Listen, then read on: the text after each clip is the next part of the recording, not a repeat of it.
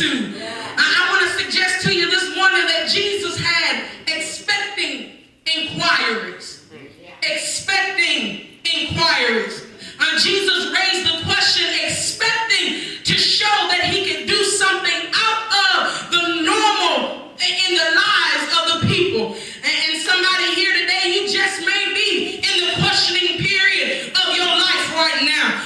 Can I share with you that if we watch Jesus while in the questioning period, we will discover that the reason we are in the questioning period is because he's looking forward to showing us that he is the answer to life's questions. Yes, he is.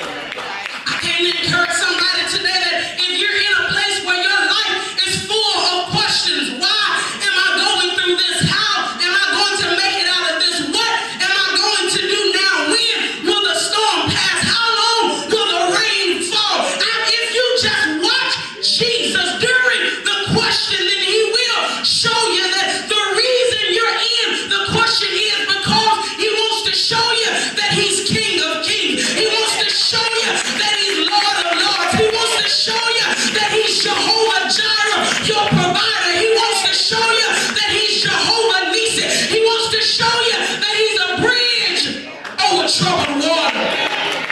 Thank you, Lord. You're in the question because he's expecting to show up in your situation. And anytime Jesus shows up in a situation, you can expect the situation to change. All right. You can expect something great to take place. Jesus is expecting to show up and work a miracle. But there is another reason why Jesus has expecting inquiries. If we observe the text, it says that Jesus asked Philip about the money to test him. Several schools of thought and many theologians have stated that this is a test of faith. Now, I'm not disagreeing with that at all, but if you will, allow me to push the envelope of your homiletical thinking for just a moment. I would like to suggest that Jesus not only tested his faith, but he also tested the memory of Philip. Well, Joy, what do you mean by he tested the memory of Philip? I believe that Jesus asked the question expecting Philip to recognize and remember who he was talking to.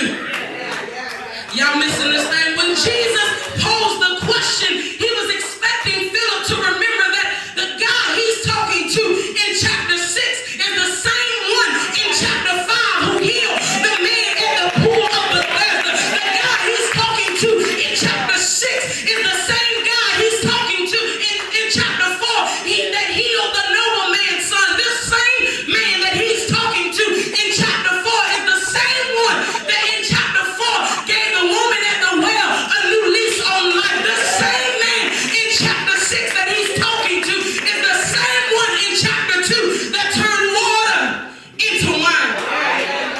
He asked the question expecting Philip to remember who he was talking to. I thank God for my friend and my brother, Minister Ricky Pulley of the Reedy River Baptist Church in Malden. Also the Academy of Preachers in Louisville, Kentucky. I went to hear him preach a couple weeks ago, and he helped me to understand the song of Mary and Martha. For a long time I wrestled with this whole song, how you putting two different stories together that ain't even got nothing to do with each other.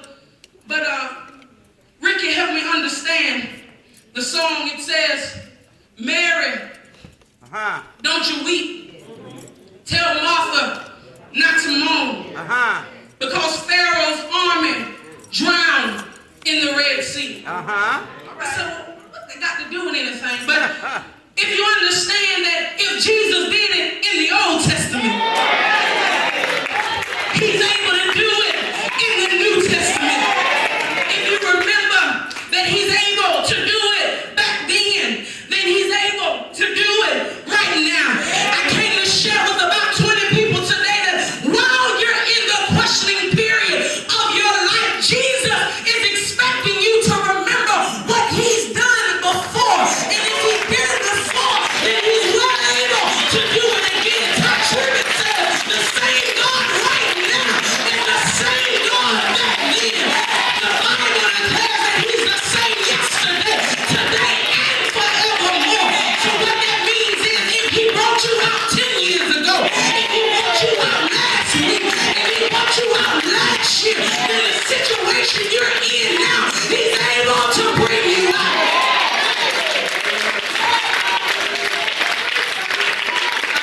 feel like it.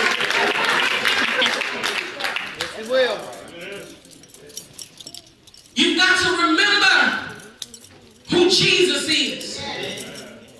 As we're watching Jesus, we discover he wants to prove himself through expecting inquiries. And as we continue to peruse this particular pericope, we have arrived to the place where the young boy has willingly handed his lunch over to Jesus. Jesus is now preparing to perform the miracle to the multitude. Now, if we notice the text, there is an indicative change of power. There's a symbolic change of power.